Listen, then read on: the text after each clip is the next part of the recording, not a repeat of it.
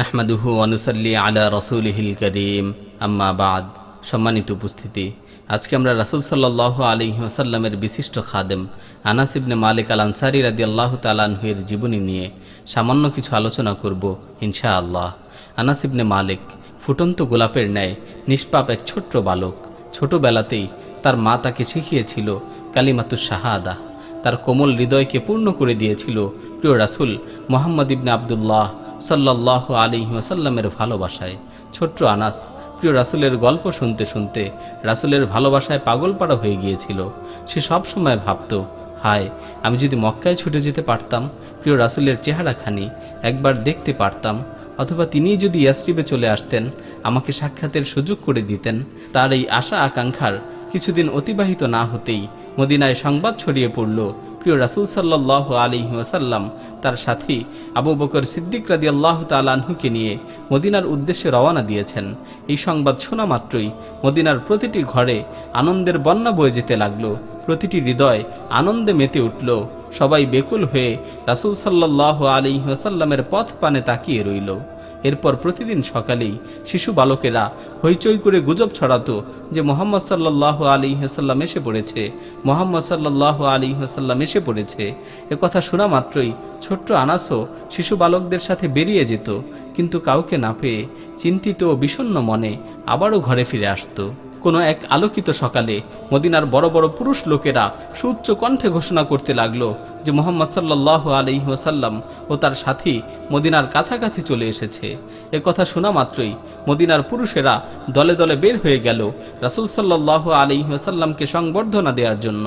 ছোট্ট শিশু কিশোরদের অন্তরেও উপচে পড়া আনন্দ উল্লাস। আর সেই শিশু কিশোরদের অগ্রভাগেই ছিলেন আনাস বিন মালিক আল আনসারী রাদিয়াল্লাহু আনহু। রাসূল সাল্লাল্লাহু আলাইহি ওয়াসাল্লাম তার সঙ্গী আবু বকর রাদিয়াল্লাহু তাআলা আনহুকে নিয়ে মদিনায় আগমন করলেন। ছোট্ট শিশু কিশোরেরা বিভিন্ন কবিতা আবৃত্তি করে রাসূল সাল্লাল্লাহু আলাইহি ওয়াসাল্লামকে অভিবাদন জানাতে লাগলো। রাসূল সাল্লাল্লাহু আলাইহি ওয়াসাল্লাম ও আবু বকর রাদিয়াল্লাহু তাআলা আনহু সারিবদ্ধ মানুষের মাঝখান দিয়ে এগিয়ে যাচ্ছিলেন।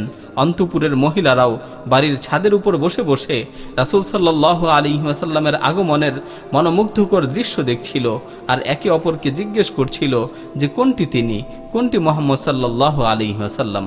রাসূলের আগমনের সেই দিনটি ছিল এক অবিস্মরণীয় দিন। আনাস বিন মালিক রাদিয়াল্লাহু তাআলা আনহু মৃত্যুর আগ পর্যন্ত সেই দিনটির কথা ভুলতে পারেননি। তার শতাধিক বছরের জীবনে রাসূল সাল্লাল্লাহু আলাইহি ওয়াসাল্লামের আগমনের সেই দিনটি অবিস্মরণীয় হয়েছিল। রাসূল সাল্লাল্লাহু আলাইহি ওয়াসাল্লাম সবেমাত্র মদিনায় এসেছেন, এখনো তিনি মদিনায় স্থির হতে পারেননি। এমন সময় আনাস রাদিয়াল্লাহু তাআলা আনহু-এর মা গুমাইসা বিনতে মিলহান তার ছোট্ট বালককে নিয়ে রাসূল সাল্লাল্লাহু আলাইহি ওয়াসাল্লামের কাছে এসে উপস্থিত হলেন। তিনি রাসূল সাল্লাল্লাহু আলাইহি ওয়াসাল্লামকে সালাম দিয়ে বললেন, ইয়া রাসূলুল্লাহ, আনসারদের মধ্য থেকে প্রতিটি নারী পুরুষ আপনাকে কিছু না কিছু হাদিয়া দিয়েছে, কিন্তু আমি এমন এক হতভাগা যে আমার কাছে এমন কিছুই নেই যা আমি আপনাকে হাদিয়া দিব।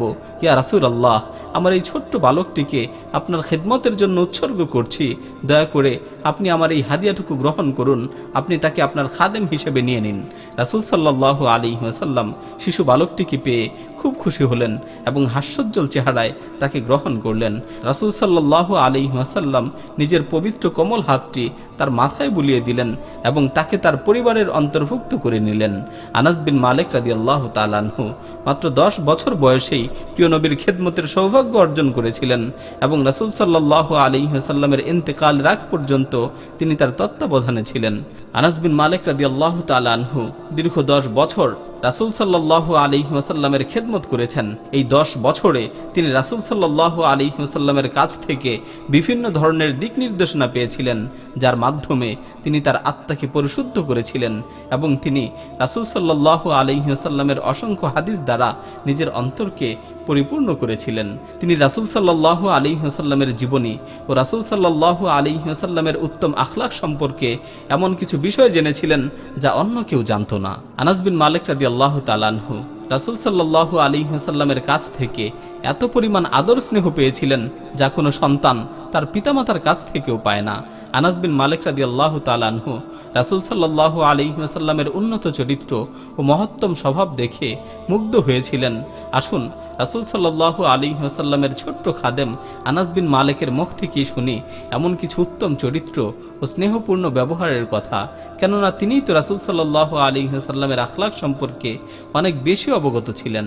আনাস বিন মালিক রাদিয়াল্লাহু তাআলা আনহু বলেন, রাসূল সাল্লাল্লাহু আলাইহি ওয়াসাল্লাম সর্বোত্তম চরিত্র ও প্রশস্ত হৃদয়ের অধিকারী ছিলেন। তিনি বলেন যে রাসূল সাল্লাল্লাহু আলাইহি ওয়াসাল্লাম আমাকে একদিন কোনো একটি কাজে পাঠালেন। আমি সেই কাজের উদ্দেশ্যে বের হলাম, কিন্তু পথিমধ্যে যেয়ে দেখলাম বাচ্চারা খেলাধুলা করছে।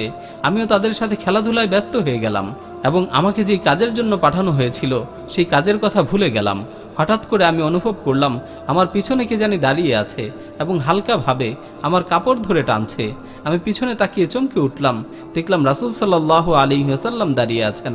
তিনি আমার দিকে তাকিয়ে মুচকি হেসে বললেন, হে আনাস, তোমাকে যেই কাজের জন্য পাঠিয়েছিলাম সেখানে কি যাওনি? আমি হতভম্ব হয়ে বললাম, হ্যাঁ, এক্ষুনি যাচ্ছি ইয়া রাসূলুল্লাহ। আল্লাহর কসম করে বলছি, আমি 10 বছর ধরে রাসূল সাল্লাল্লাহু আলাইহি ওয়াসাল্লামের খেদমত করেছি। আমি যখন ভুল কাজ করেছি তিনি কখনো আমাকে বলেননি, হে আনাস, তুমি এটা কেন করলে? আবার যখন কোনো কাজ করিনি কখনো তিনি আমাকে ধমক দিয়ে বলেননি যে তুমি এটা কেন করলে না। রাসূল সাল্লাল্লাহু আলাইহি ওয়াসাল্লাম যখন আনাস রাদিয়াল্লাহু তাআলা আনহুকে ডাকতেন তখন তিনি তার নামটিকে ছোট করে অতি আদর মেখে বলতেন, ইয়া উনাইস, হে উনাইস। আবারও কখনো বলতেন, ইয়া বুনাইয়া, হে আদরের পুত্র। তিনি তাকে প্রচুর পরিমাণে উপদেশ দিতেন। রাসূল সাল্লাল্লাহু আলাইহি ওয়াসাল্লামের উত্তম উপদেশের মাধ্যমে আনাস রাদিয়াল্লাহু তাআলা আনহু এর অন্তর পরিপূর্ণ হয়ে গিয়েছিল। রাসূল সাল্লাল্লাহু আলাইহি ওয়াসাল্লামের ইন্তেকালের পর আনাস ইবনে মালিক রাদিয়াল্লাহু তাআলা আনহু 80 বছরেরও বেশি সময় জীবিত ছিলেন। এই দীর্ঘ সময়ে তিনি মানুষের অন্তরসমূহকে ইলমে নববী দ্বারা পরিপূর্ণ করে দিয়েছিলেন। মানুষের মাঝে দ্বীনের জ্ঞান বিতরণে ব্যস্ত ছিলেন। সাহাবী ও তাবেঈনদের মধ্য থেকে যখনই কেউ কোনো বিষয়ে দ্বিধাদ্বন্দ্বে পড়ত, যখন ইসলামের কোনো বিষয়ে বুঝতে জটিলতা সৃষ্টি হতো, তখনই তারা সেই বিষয়টি পরিষ্কারভাবে বুঝতে আনাস বিন মালিকের নিকট দৌড়ে ছুটে আসত, আর তিনি ইলমে নববীর মাধ্যমে তাদের সকল অস্পষ্টতাকে দূর করে দিতেন। আনাস বিন মালিক রাদিয়াল্লাহু তাআলা আনহু জীবনে যতদিন বেঁচে ছিলেন সব সময় তিনি মানুষের সামনে রাসূল সাল্লাল্লাহু আলাইহি ওয়াসাল্লামের কথা বলতেন। রাসূল সাল্লাল্লাহু আলাইহি ওয়াসাল্লামের সাথে সাক্ষাতের দিনটিতে তিনি অনেক আনন্দিত হয়েছিলেন। আবার রাসূল সাল্লাল্লাহু আলাইহি ওয়াসাল্লামের বিচ্ছেদের দিনটিতেও তিনি অনেক ক্রন্দন করেছিলেন। এজন্যই তিনি রাসূল সাল্লাল্লাহু আলাইহি ওয়াসাল্লামের সাথে প্রথম যেদিন সাক্ষাৎ হয়েছিল সেই দিনটির কথা যখন আলোচনা করতেন তখন তিনি খুব আনন্দিত হতেন। আবার যখন রাসূল সাল্লাল্লাহু আলাইহি ওয়াসাল্লামের ইন্তেকালের দিনটির কথা আলোচনা করতেন তখন তিনি অঝোর ধারায় কাঁদতে থাকতেন এবং তার পাশে যারা থাকতো তারাও কেঁদে ফেলত। তিনি বলতেন, আমি রাসূল সাল্লাল্লাহু আলাইহি ওয়াসাল্লামের মদিনায় আগমনের দিনটি দেখেছি, আবার রাসূল সাল্লাল্লাহু আলাইহি ওয়াসাল্লামের মদিনা ছেড়ে বিদায়ের দিনটিও দেখেছি। এই দুটি দিন কখনো এক হতে পারে না। এই দুটি দিনের মাঝে অনেক পার্থক্য রয়েছে। তিনি যেদিন মদিনা এসেছিলেন পুরো মদিনা আলোকিত হয়ে গিয়েছিল, আর তিনি যেদিন তার রবের ডাকে সাড়া দিয়ে মদিনা থেকে বিদায় নিয়েছিলেন পুরো মদিনা অন্ধকারাচ্ছন্ন হয়ে গিয়েছিল। রাসূল সাল্লাল্লাহু আলাইহি ওয়াসাল্লাম আনাস বিন মালিকের জন্য একাধিকবার দোয়া করেছিলেন। তার মধ্য থেকে একটি দোয়া হলো, আল্লাহুম্মা রযুকহু মালান ওয়া ওয়ালাদা ওয়া বারিক লাহ। হে আল্লাহ, আপনি তাকে সম্পদ ও সন্তান দান করুন এবং তার জীবনে বরকত দান করুন। আল্লাহ তাআলা রাসূল সাল্লাল্লাহু আলাইহি ওয়াসাল্লামের এই দোয়াকে কবুল করেছিলেন। আনাস বিন মালিক রাদিয়াল্লাহু তাআলা আনহু আনসারদের মধ্য থেকে সবচেয়ে বেশি সম্পদের মালিক হয়ে গিয়েছিলেন। তিনি তার জীবদ্দশায় 1 শতাধিক সন্তান ও নাতির চেহারা দেখে গিয়েছিলেন। আল্লাহ তাআলা তার জীবনেও বরকত দিয়েছিলেন। তিনি দীর্ঘ 1 শতাব্দী এর সাথে আরও 3 বছর জীবিত ছিলেন। আনাস বিন মালিক রাদিয়াল্লাহু তাআলা আনহু কিয়ামতের মাঠে রাসূল সাল্লাল্লাহু আলাইহি ওয়াসাল্লামের শাফাআতের ব্যাপারে তীব্র আশাবাদী ছিলেন। তিনি প্রায়ই বলতেন, আমি কিয়ামতের মাঠে রাসূল সাল্লাল্লাহু আলাইহি ওয়াসাল্লামের সামনে হাজির হয়ে বলবো, ইয়া রাসূলুল্লাহ, আমার দিকে একটু লক্ষ্য করুন, আমি হচ্ছি আপনার ছোট্ট খাদেম উনাইস। আমি হচ্ছি আপনার ছোট্ট খাদেম উনাইস। আনাস বিন মালিক রাদিয়াল্লাহু তাআলা আনহু যখন মৃত্যু মুখে উপনীত হলেন, তখন তিনি তার পরিবারকে বললেন, তোমরা আমাকে লা ইলাহা ইল্লাল্লাহু মুহাম্মাদুর রাসূলুল্লাহ এই কালেমার তালকিন করো। অতঃপর তিনি এই কালেমা পড়তে পড়তে, এই কালেমা পাঠ করতে করতে মৃত্যুবরণ করলেন। এবং তিনি ওসিয়ত করেছিলেন রাসূল সাল্লাল্লাহু আলাইহি ওয়াসাল্লামের ছোট্ট লাঠিটি যেন তার সঙ্গে কবরে দাফন করে দেওয়া হয়। তার কথা মতোই লাঠিটি তার কাফনের সাথে জড়িয়ে কবরে দাফন করে দেওয়া হলো। অভিনন্দন আনাস বিন মালিক আল আনসারী রাদিয়াল্লাহু তাআলা আনহু এর জন্য। আল্লাহ তাআলা তার উপর পরিপূর্ণ অনুগ্রহ করেছিলেন। তিনি রাসূল সাল্লাল্লাহু আলাইহি ওয়াসাল্লামের সহচর্যে কাটিয়েছিলেন দীর্ঘ 10টি বছর। হাদিস বর্ণনার ক্ষেত্রে তিনি ছিলেন তৃতীয় ব্যক্তি, অন্য দুজন হলেন আবু হুরাইরা এবং আব্দুল্লাহ ইবনে ওমর। আল্লাহ তাআলা তাকে তার মমতাময়ী মা উমাইসা বিনতে মিলহানকে মুসলিম জাতির পক্ষ থেকে উত্তম প্রতিদান দান করুন। আমিন। ওয়া মা আলাইনা ইল্লাল বালাগ।